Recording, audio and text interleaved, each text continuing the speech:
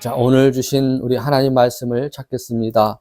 역대상 11장입니다. 역대상 11장 15절에서부터 19절 말씀입니다. 다 같이 우리 큰 목소리로 주의 말씀을 합독합니다. 시작. 이제 30명의 대장들 중에서 세 사람이 바위로 내려가 아둘람 굴에 있던 다윗에게 이르렀고, 블레셋 사람들의 군대는 느비임 볼자기에 진을 쳤더라. 다윗은 그때 요새에 있었고 블레셋 사람들의 수비대는 그때 베들레헴에 있었더라.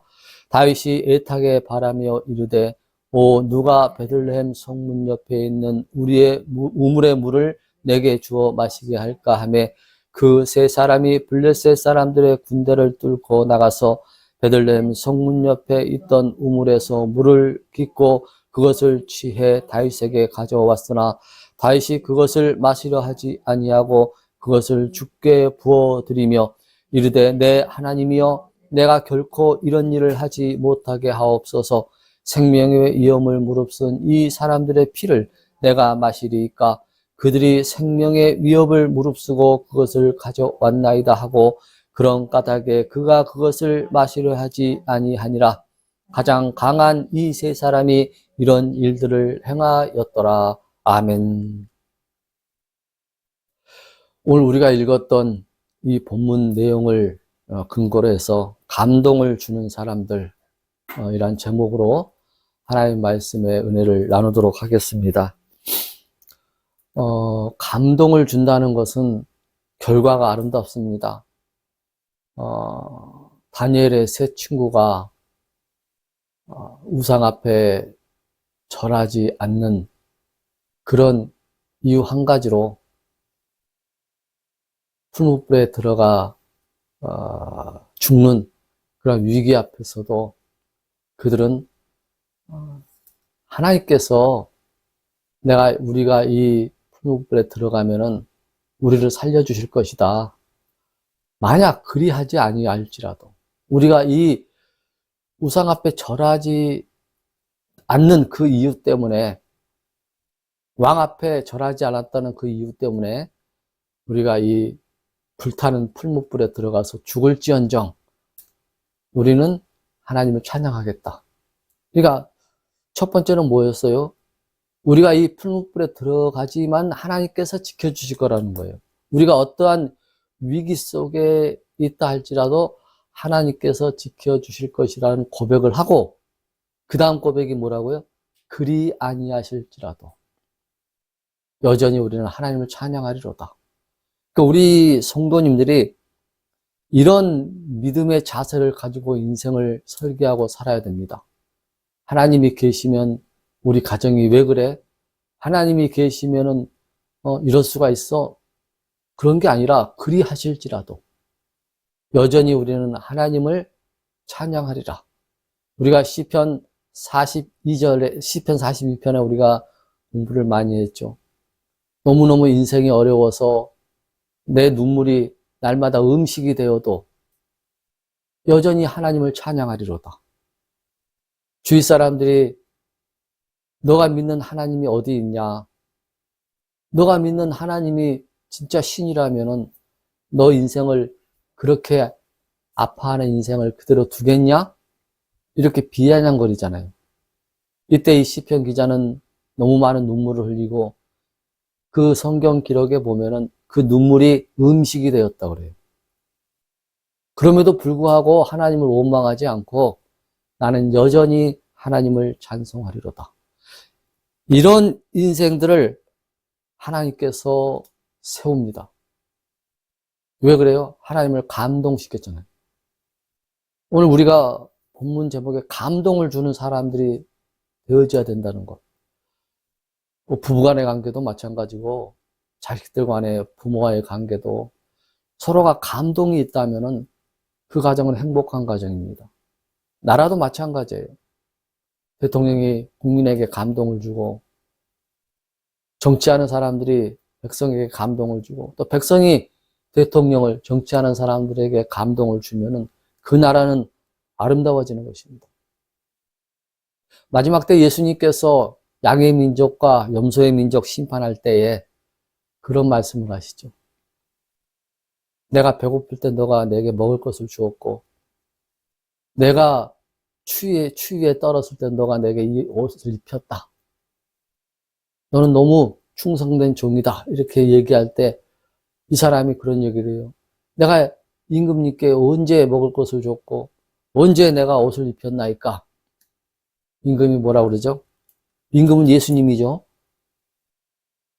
지극히 내 형제에게, 너 주위에 있는 가난하고 헐벗은 자에게 주는 것이 곧 내게 한 것이다. 이게 감동이잖아요. 감동을 주면은 우리가 하나님을 자꾸 감동시키려고 하는 방법을 몰라요. 여러분, 하나님을 감동시키는 방법은 여러 가지가 있습니다. 우리가 이 예배를 통해서도 하나님을 감동시키게 하잖아요. 예배는 하나님을 감동시키는 가장 첫 번째. 여러분, 우리가 요즘 뭐 집에서도 이렇게 애완견을 키우죠. 아무리 뭐 개를 키우고 고양이를 키우고 이뻐해도요, 저들은 주인한테 경배할 수가 없습니다. 우리 인간만이 할 수 있는 특권이에요. 우리 인간만이, 우리 피조물이 창조자에게 감사하고 그분의 이름을 높이는 이 행위, 이게 곧 예배거든요. 누구에게도 할 수 없는 이 예배의 특권을 저와 여러분은 가지고 있어요. 이 예배는 첫 번째 하나님을 감동시키는 시간입니다. 예배 시간에 마음이 다른 곳에 가 있고, 예배 시간에 하나님을 예배하기보다는 세상 일에 몰두해 있으면 안 된다는 것입니다. 그래서 저와 여러분들은 이 예배는 뭐다? 하나님을 감동시키는 가장 첫 번째 우선이다. 이것을 명심하고 예배에 항상 최선을 다하는 그런 여러분이 될 수 있기를 주의 이름으로 부탁을 드립니다. 그러니까 또 두 번째는 뭐냐면 하나님을 감동시키는 방법이 세상을 감동시키는 거예요. 내 이웃을 감동시키고 내 이웃을 섬기면은 하나님께서 감동하시는 거예요. 잠언서에는 그런 말씀이 있어요. 너가 가난한 자에게 꾸임을 주거든. 너가 가난한 자에게 예를 들어서 뭐 쌀을 주던가 돈을 나누던가 이러면 곧 하나님이 빚진 것이라고 그랬어요. 그러니까 하나님의 빚을 지는 거예요. 그 가난한 자가 빚진 것이 아니라 내가 가난한 자에게 예를 들어서 함께 나누면은 그 가난한 자가 내게 빚진 자가 아니라 누가 빚졌다고요? 하나님께서 내게 빚졌다고 표현을 해요. 성경은 그렇게 표현합니다. 그래서 우리가 세상을 섬겨야 돼요. 그럴 때 하나님께서 감동을 하시는 거예요. 감동하는 자리에는 역사가 일어납니다. 오늘 우리가 읽었던 이 본문 말씀은 우리가 한 몇 번 다뤘던 내용입니다. 다윗이 그 실패와 좌절의 환경에서 다시 힘을 내고 일어설 수 있는 역사의 순간이 어느 이름 모를 새 용사를 통해서 그 감동의 사건을 통해서 일어났던 내용이 오늘 본문 말씀의 내용이에요. 이 지금 배경이 어떤 배경입니까? 다윗 왕은 전쟁만 했다면은 백전백승이었습니다. 항상 하나님께서 다윗을 지켜줬기 때문에 다윗은 전쟁을 하면은 항상 승리했어요. 그런데 어느 날 전쟁에서 패하는 그런 날을 맞이했습니다. 그래서 다윗 왕은 도망을 갑니다. 도망자 신세가 되어서 베들레헴 한 10리길 떨어진 동굴, 어떤 동굴이었죠? 오늘 본문에 아둘람 굴. 아둘람 굴에 지금 군사들과 숨어 있어요. 생각해 보세요. 이스라엘 왕이 전쟁에 패해가지고 도망자 신세가 되어서 저 굴에 지금 숨어 있습니다. 온 나라는 블레셋 군대의 점령하에 있어요. 그러니까 오늘날로 이렇게 쉽게 표현하면 우리 대한민국이 저 북한 괴뢰 집단으로 다 아주 점령당한 그런 사건입니다. 온 나라가 블레셋으로 다 점령이 당했어요. 총본부가 블레셋의 총본부가 어디에 있다고 그랬죠? 베들레헴. 오늘 16절 한번 볼까요? 자, 16절 한번 읽어봅니다. 다윗은 그때 요새에 있었고 숨어 있었어요. 굴에. 블레셋 사람들의 수비대는 그때 베들레헴에 있었더라. 베들레헴은 이스라엘에 상징하는 곳 아닙니까? 그곳에 블레셋 군대들이 다 진을 치고 있었던 거예요. 그리고 뭘 해요? 다윗 왕을 잡으라고 지금 혈안이 돼 있어요. 다윗은 소수의 무리와 함께 그 굴에 숨어서 있습니다. 얼마나 답답하고 얼마나 괴롭겠어요. 날마다 하나님을 의지하고 하나님의 은혜 속에서 전쟁하면 백전백승의 다윗이 오늘은 철저히 패배자의 모습이 되어서 지금 아둘람 굴에 숨어 있습니다. 이때 다윗이 답답하죠. 굴에 숨어 있으니까는. 그리고 17절에 이런 신음을 합니다. 자, 한번 17절 볼까요? 다윗이 애타게 바람에 이르되, 오, 누가 베들레헴 성문 옆에 있는 우물의 물을 내게 주어 마시게 할까? 지금 다윗이 뭘 먹고 싶다는 거예요? 물을 먹고 싶다는 거예요. 어떤 물? 어디에 있는 물? 베들레헴. 그래서 베들레헴이 지금 상황이 어떻다고 그랬죠? 그 적군 블레셋 수비대 최 특공대가 지금 다윗을 잡으려고 혈안이 되어 있는데 그곳에 있는 우물물, 항상 다윗이 어렸을 때부터 마셨던 물, 그 고향의 물, 그 물 한 잔을 먹고 싶다고 혼자 지금 신음하고 있는 겁니다. 아, 내가 베들레헴 성문 옆에 있는 우물물을 먹고 싶구나. 지금 베들레헴은 마음대로 갈 수 있는 곳이 아니에요. 아까도 얘기했지만 지금 베들레헴은 블레셋의 지금 적군의 본부가 지금 있습니다. 마음대로 갈 수가 없어요. 그런데 다윗은 그곳에 어릴 적부터 고향이잖아요, 다윗이. 그 어릴 적부터 마셨던 그 우물물 한 사발을 먹고 싶다는 거예요. 이게 무슨 뜻이라고 보세요, 여러분? 진짜 그 우물물을 먹고 싶은 게 아니라 베들레헴이 그리운 거예요. 과거의 추억을 떠올리는 거예요. 우리가 그렇잖아요. 음식을 가지고도 추억을 떠밀리잖아요. 저도 엊그저께 우리 아내하고 집사람하고 밥을 먹으면서 어느 날 갑자기 우리 할아버지가 생각이 나요. 어렸을 때 저하고 둘이 이제 같이 살았던 기억이 있는데 그 된장, 옛날 된장 있잖아요, 된장. 그때 이제 저희 부모님은 서울에 다 올라가셨고 저와 우리 할아버지만 이제 살고 있었는데 뭐 반찬이 없어요. 옛날 지금으로부터 50년 전, 50년 전 얘기입니다. 반찬이 아무것도 없어요. 내 기억이 뚜렷해요. 그냥 밥 한 공기에다가 된장 하나만 넣어가지고 끓였던 그 된장국. 그게 갑자기 엊그저께 먹고 싶은 거예요.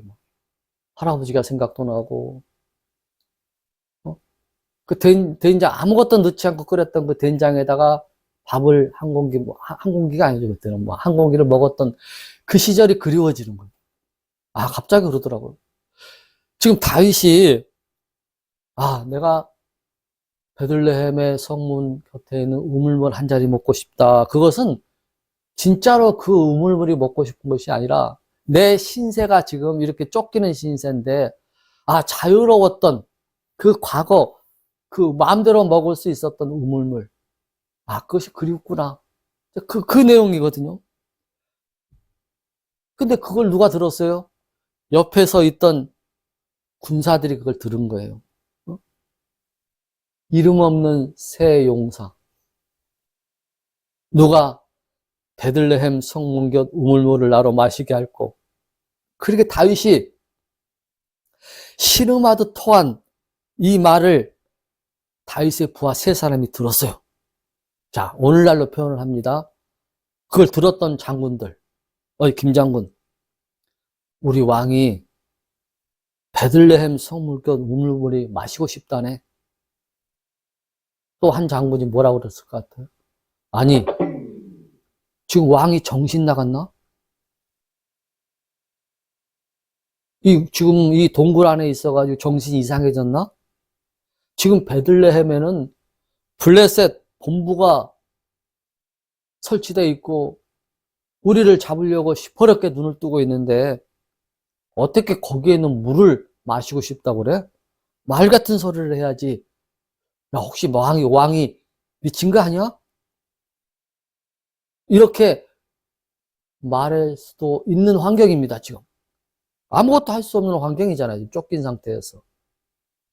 그런데 이 세 사람의 장군들은 그렇게 말한 것이 아니에요. 우리 왕이 지금 너무 실망하고 있구나. 우리 왕에게 힘을 주자. 우리가 그 베들레헴에 가서 우물물 한 그릇만 떠 가지고 오자. 그래, 우리가 위험성이 있고 죽을 수도 있지만 우리 왕에게 힘을 줄 수 있다면은 우리가 그 물 한 잔 떠오자. 여러분, 이런 결단을 합니다. 이게 쉬운 일 같습니까? 너무너무 어렵습니다. 아까도 얘기했지만 이 아둘람에서 베들레헴까지 거리는 10리길입니다. 그러니까 지금 말하면 왕복 8km가 되죠. 8km. 더군다나 온 나라는 블레셋 군대가 진을 치고 다윗과 다윗의 군사들 그런 사람들을 다 잡으려고 지금 경비가 삼엄하거든요. 그런데 이 세 사람은 그 어렵고 힘든 환경을 보고 절망하는 것이 아니라 우리는 왕을 위해서 우리 목숨을 걸고 가자 하고 실행에 옮깁니다. 자, 18절에 보면 이런 말이 나와요. 그 세 사람이 블레셋 사람들의 군대를 뚫고 나가서 그랬어요. 뚫고 나갔다는 말은 뭐예요? 그 블레셋 군대가 진을 치고 있었지만은 숨고 또 들키면은 칼로 창으로 또 싸우고 또 숨고 이래 뚫고 가서 물 한 그릇을 드디어 또 옵니다. 온몸에는 피투성이가 되어 있고 그리고 아들랑 굴로 들어와요. 왕이여 이 물을 벗어서. 그러니까 다윗 왕이 이거 뭐냐? 왕이 그토록 마시고 싶어 하셨던 베들레헴 성물곁의 우물물입니다. 이렇게 이제 다윗에게 바치는 거예요. 야, 얼마나 감동했겠어요. 여러분 오늘 제목이 뭐예요? 감동을 주는 사람이죠. 여러분 감동의 역사는 기적이 일어나는 거예요. 가정도 사회도 민족도 내가 조그마한 감동을 속에서 어떤 사람은 힘을 얻고 여러분 그 얼마 전에 헌법 재판관 중에 문형배 재판관입니까? 그 주심 재판관이 계셨죠. 그분이 너무너무 가난해가지고 교복도 졸업식 앨범에 보니까는 교복도 남의 교복을 입고 이름도 다른 그 앨범을 찍은 내용이 나오더라고요. 너무너무 얼마나 가난했겠어요. 저도 가난하고 그런 시절을 보냈지만 교복은 내 교복이었어요. 졸업식 때. 근데 이 문영배 이 재판관은 교복도 남의 교복을 입고 졸업사진을 찍었더라고요. 그리고 남의 도움, 그 한약방을 했던 그분 성함이 제가 기억이 안 나는데 그분의 도움을 받아서 공부를 해서 법대를 나오고 그래서 그 자기에게 도움을 줬던 그 어르신께 인사를 갔더니 너무 감사하다고 은혜를 잊지 않겠다고 그랬더니 그 어르신이 뭐라 그랬다고 그랬죠? 여러분 뭐 뉴스로 봐서 잘 알 거예요. 너는 내게 빚진 것이 아니라 내게 빚졌다고 생각하면 이 빚을 국가에 바쳐라. 얼마나 감동적인 말이에요. 우리가 이 세상이 아름답고 따뜻해지려면은 감동들이 많아야 돼요. 감동의 역사들이. 성경에는 예수님을 감동시키고 딸의 병을 치유받는 역사도 있고요. 또 예수님을 감동시켜서 자기 하인의 병을 치료하는 역사도 있고요. 그러니까 모든 역사는 뭐부터 시작됐다? 감동의 결과가 하나님의 기적을 나타내는 것이었습니다. 오늘 이 물을 받아든 다윗이 그 물을 마시겠습니까? 그 물이 뭐예요? 물이 아니라 다윗은 뭐라고 표현합니까? 이것은 물이 아니라 피다, 이렇게 생각하는 거예요. 자, 19절에 보면은 물을 마시세요 왕이여 이러니까는 19절에 보면 이렇게 해요. 내 하나님이여. 다윗이 고백하는 거죠. 내가 결코 이런 일을 하지 못하게 하옵소서. 생명의 위협을 무릅쓴 이 사람들의 피를 그랬죠. 자, 노란 글씨를 한번 보세요. 피를. 지금 분명히 다윗에게 물을 줬잖아요. 그죠? 부하들이 베들레헴 성물 곁에 있는 우물물을 떠서 지금 다윗에게 줬는데 다윗은 이것을 물로 보지 않고 뭐로 갔어요? 피로 본 거예요. 피를 내가 마시리까. 그들이 생명의 위협을 무릅쓰고 그것을 가져왔나이다 하고 그런 까닭에 그가 그것을 마시려 하지 아니하니라. 얼마나 다윗이 감동을 받았겠습니까? 응? 다윗이 모든 것을 다 포기하고 싶을 때에 이 세 사람의 감동의 현실을 보고 다윗이 다시 일어나는 거예요. 응? 내가 주저앉고 있을 때가 아니다. 이 충성된 부하들이 있는데 내가 이 나라를, 이 부하들을 포기할 수 없다.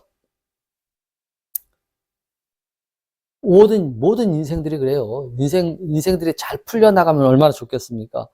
근데 하나님은요, 우리 인생들에게 그렇게 설계하지 않았습니다. 인생들은 고난이 없으면요, 참된 기쁨을 느낄 수가 없습니다. 눈물의 빵을 먹어보지 않고서는 인생을 논하지 말라는 얘기도 있잖아요. 그죠? 내가 어렵고 힘든 과정을 거쳐본 사람만이 인격이 성숙되는 거예요. 어렸을 때부터 부모가 부자기 때문에 어렸을 때부터 그냥 오냐오냐 키우고 막 조그마한 물질의 어려움도 없이 이렇게 자란 애들의 성장해가지고 어른이 되면 그 사람의 인격은 파탄되는 거예요. 물론 100에 하나, 1000에 하나 인격이 올바르게 가는 사람도 있겠지만은 제가 보는 관점에서는요, 고난을 겪어보지 못하고 인생의 아픔을 겪어보지 못한 사람들의 인격은 온전한 인격이 별로 없어요. 거의 없어요. 그래서 하나님께서는 모든 인간들에게 고난을 허락하시는 거예요. 성경에는 그렇게 기록되어 있죠. 고난이 곧 내게 유익이라고 했어요. 여러분, 고난 좋아할 자는 하나도 없습니다. 내가 만약에 운동선수면 나는 막 위에만 올라가고 막 높이 세워지기만 원하잖아요. 그죠? 그냥 쳤다 하면 안타, 쳤다 하면은 홈런.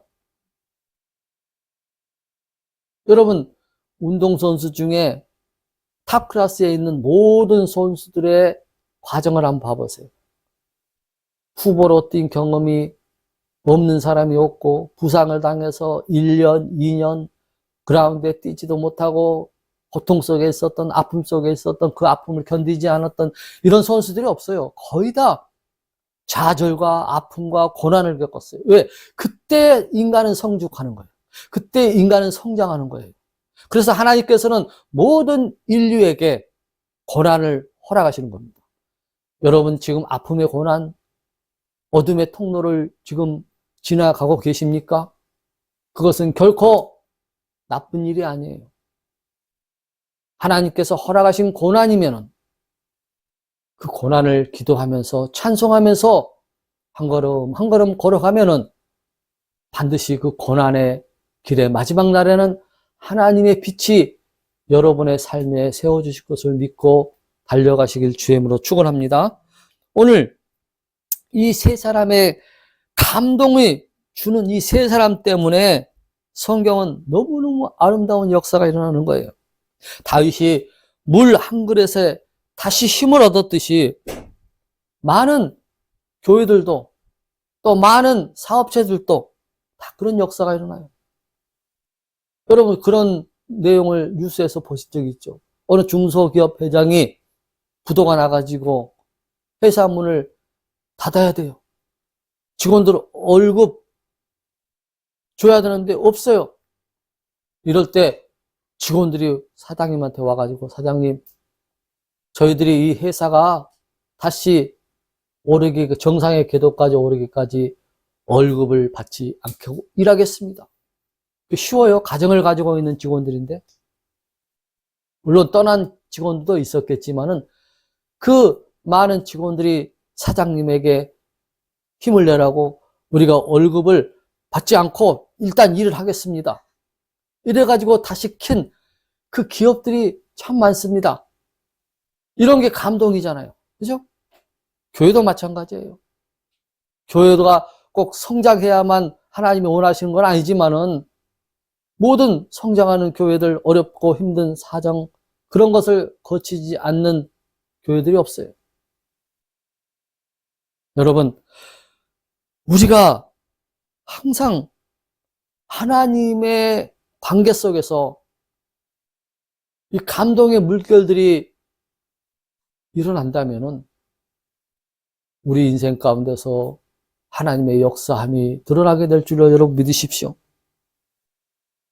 하나님, 이것은 물이 아니고 피입니다. 라고 절규했던 그 다윗의 심정.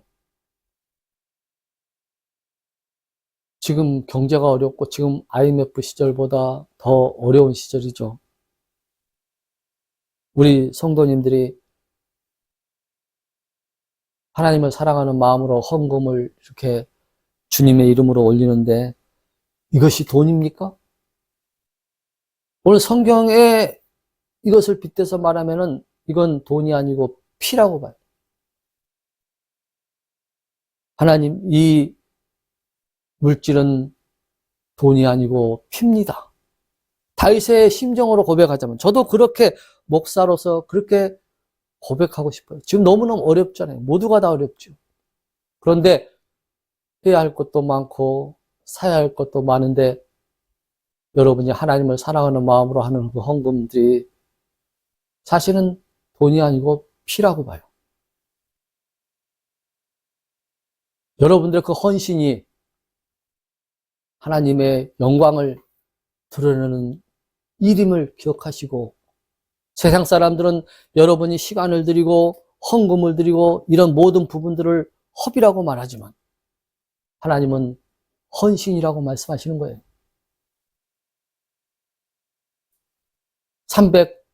300데나리온의 그 향유 옥합을 깨뜨렸던 예수님의 무릎 앞에 깨뜨렸던 그 여인을 보고 예수님의 12제자가 뭐라고 얘기해요? 너 왜 이 귀한 것을 예수님의 무릎 앞에 깨뜨리냐? 이것을 팔아서 가난한 자들에게 나눠주면 얼마나 좋겠냐? 왜 이렇게 허비하느냐? 이렇게 얘기하잖아요. 근데 예수님이 꾸짖죠. 놔둬라. 그 여인이 하는 것은 허비가 아니라 헌신이라는 거예요. 지금 이 세 용사가 목숨을 걸고 물 한 잔 떠오기 위해서 갔을 때 세상 사람들이 느낄 때는 뭐라고? 저거 왜 저 작은 것에 목숨을 걸어? 자기 인생을 허비해? 그렇게 얘기하지 않겠습니까? 그런데 하나님의 마음에서 보면요. 그것은 허비가 아니라 헌신인 것이에요. 헌신. 우리가 다윗이 아까 물 먹고 싶을 때 신음하듯이 얘기했겠죠. 저 물 한 잔 먹고 싶다 하고 큰 소리로 얘기했겠습니까? 너무 답답한 나머지, 우물물 한 잔 먹고 싶구나. 베들레헴에 있는. 그리고 또, 내 고향을 마음대로 갈 수가 없지. 고향이 그립구나. 그 물 한 잔이 그립구나. 이렇게 속으로 신음하듯이 얘기했을 것 같아요. 그런데, 삶에 지친 그 작은 소리를 다른 사람에게는 가볍게 그냥 들리는 소리가 복받을 자에게는 그 소리를 크게 듣는 거예요. 여러분, 너무 중요한 겁니다. 그 다윗의 작은 신음의 소리를 이 세 용사는 하나님의 소리로 들었을 걸로 봐요. 왜? 다윗은 하나님이 기름 부어 세운 하나님의 종이잖아요. 그것을 눈으로 봐왔잖아요. 그러니까 다윗이 신음하는 소리는 그냥 흘러버려도 될 소리가 아니라 그 작은 신음의 소리를 누구의 소리로 들었다고요? 하나님의 소리로 들었다고 저는 생각합니다. 우리가 인생을 살면서 수많은 사람들의 말을 듣잖아요. 꼭 목사의 입에서 나온 말만 하나님의 말로 들으면 안 돼요. 세상에 들려오는 모든 말들 중에 거기서 하나님의 음성을 들을 줄 알아야 돼요. 다윗이 그 신음하는 소리, 그 소리를 이 세 용사는 하나님의 소리를 들었어요. 우리가 인생을 살면서 숱하게 많은 사람들과 대화를 하고 많은 사람들의 소리를 듣습니다. 그런데 그 듣는 소리 중에 여러분 하나님의 음성을 골라서 들을 줄 알아야 돼요. 그럴 줄 알아야 돼요, 여러분. 그래야 하나님의 사람답게 살아가는 이 땅의 지혜로운 자가 될 수 있다는 것입니다. 오늘 우리는 부족하지만 목사인 저를 통해서 여러분이 하나님의 말씀을 지금 받고 있어요. 그럴 때 이 말을 사람의 말로 받지 아니하고 하나님의 말로 받으면요, 여러분의 인생 역사 안에서 이 말이 효력 있게 역사한다고 그랬잖아요. 자, 우리 데살로니가 전서 2장 13절을 한번 보겠습니다.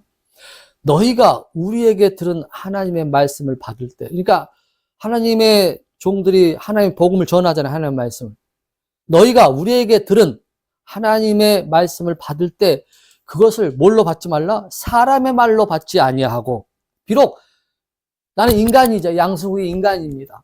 또 우리 애들한테는 아빠고 남편이고, 아빠의 남편으로서 받으면은 받을 게 없어요. 왜? 내 단점을 너무 잘 알잖아요. 그런데 하나님의 말씀을 받을 때 사람의 말로 받지 아니하고 뭘로 받으라고요? 하나님의 말씀으로 받았기 때문이니 진실로 그러하도다. 자, 결론을 볼까요? 그 말씀이 비록 인간의 말로 토하는 말이지만은 그 말씀이 또한 믿는 너희 안에서 효력 있게 일하느니라. 그러니까 말씀이 여러분의 사업장이나 여러분의 직장에서 역사한다는 거예요. 하나님의 말씀은 살아 운동력이 있음을 여러분 믿으십니까? 사람의 말로 받지 아니하고 하나님의 말씀으로 받았기 때문에, 그러면은 여러분의 환경에 여러분이 처한 어떤 환경 속에서도 그 말씀이 효력 있게 일한다는 거예요. 하나님의 기적을 체험할 수 있다는 거예요. 이 세 용사는 다윗의 이 작은 신음의 소리를 뭘로 들었다? 성경은 기록하지 않았지만 하나님의 소리로 들은 거예요. 명령이 아니잖아요. 누가 물 한 잔 떠와라 하는 명령이 아니었잖아요. 그냥 혼자 신음하는 소리를 그들은 하나님의 소리로 듣고 그 물 한 잔 떠오기 위해서 피투성이가 되어 싸우면서까지 가지고 왔어요. 반대인 사람도 있겠죠. 우리 왕이 주책이네. 지금 때가 어느 때인데 이렇게 흘려버렸을 부하들도 있었을 거예요. 그 동굴 안에서는. 근데 복받을 자들은 지금 기름 부음 받은 종의 소리를 하나님의 소리로 들은 겁니다. 이 데살로니가 전서 2장 13절 말씀이 여기서 빗대지는 거예요. 비록 인간의 말이지만은 하나님의 기름 받은 종의 소리를 사람의 말로 받지 아니하고 하나님의 말씀으로 받았기 때문이니 진실로 그러하도다. 그 말씀이 또한 믿는 너희 안에서 효력 있게 일한다는 건 뭐예요? 그 말씀이 여러분의 삶 가운데 역사한다는 거예요. 아멘 하답하고 믿음으로 달려가는 자에게 하나님의 여러분의 현장에서 역사한다는 것입니다. 그래서 말씀은 능력이에요. 그래서 말씀은 살아있고 운동력이 있는 거예요. 날선, 양날의 날선 검같이 예리해요. 오늘 하나님의 말씀이 여러분의 그 기정에만 올리는 것이 아니라 여러분의 영혼 깊숙이 들어가 역사하기를 축원합니다. 이 새 용사, 지금 물 한 잔, 이게 나라를 위해 싸운 것이 아니잖아요. 그죠? 지금으로 말하면 세계 복음화를 위해 싸운 것도 아니에요. 작은 것 때문에 목숨을 건 거예요. 많은 사람들은 큰 일만 좋아합니다. 내가 돈 많이 벌어서 우리 교회 건축해야지. 그 나쁜 생각이 아니라고 그랬죠. 그러나 돈 많이 벌어서 교회 건축을 하기 전에 먼저 알아야 할 것이 있어요. 그 큰 일 하기 전에 교회는 작은 일들이 얼마나 많은지 몰라요. 하나님께 아무리 여러분들이 수억을 헌금을 드려도 하나님은 그것을 크게 보시기보다는 지금 이 시간, 이 순간 우리가 교회의 작은 일에 얼마나 심혈을 기울이고 있는가, 하나님은 그것을 더 크게 보신다는 사실을 여러분 가슴에 새기시기 바랍니다. 지금 교회의 작은 일을 제쳐놓고 나중에 내가 큰 일을 하겠다는 사람은 절대 할 수가 없어요. 왜? 이것은 성경에서 말씀하고 있어요.